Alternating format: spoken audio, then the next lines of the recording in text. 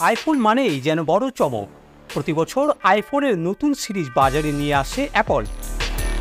আর আইফোনের নতুন এই সংস্করণের অপেক্ষায় থাকে বিশ্বের কোটি কোটি গ্রাহক ও প্রযুক্তিপ্রেমীরা। প্রযুক্তিবিদদের মতে ১.৫ দশকের ইতিহাস ভেঙে এই প্রথম অ্যাপল ইন্টেলিজেন্সের সুবিধা যুক্ত করা হয়েছে এই সিরিজে। নতুন অপারেটিং সিস্টেম ও অত্যাধুনিক প্রসেসরের পাশাপাশি আইফোনের নতুন সিরিজে বিশেষভাবে চোখে পড়ে অ্যাপল ইন্টেলিজেন্স কেন্দ্রিক এআই ফিচারের আধিক্য। স্বাভাবিকভাবেই ফোনটিকে অ্যাপল তাদের প্রথম এআই ফোন হিসেবে তুলে ধরেছে।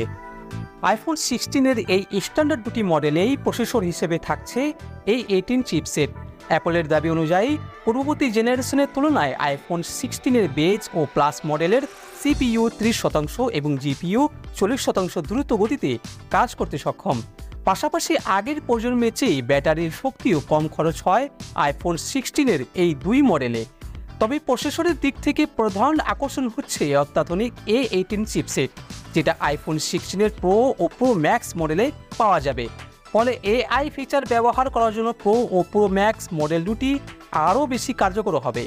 ক্যাপসুল আকৃতির উলম্ব বা ভার্টিক্যাল ক্যামেরা লে-আউট থাকছে আইফোন 16-এর বেজ ও প্লাস মডেল দুটিতে। 2x অপটিক্যাল জুম সমেত 48 মেগাপিক্সেলের ফিউশন ক্যামেরার পাশাপাশি আরও আছে 12 মেগাপিক্সেলের আলট্রা ওয়াইড লেন্স, যার কল্যাণে ম্যাক্রো ফটোগ্রাফি করা সম্ভব।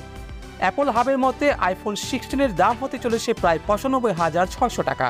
অন্যদিকে আইফোন 16 প্লাসের দাম হবে ১,৬০,৫০০ টাকা।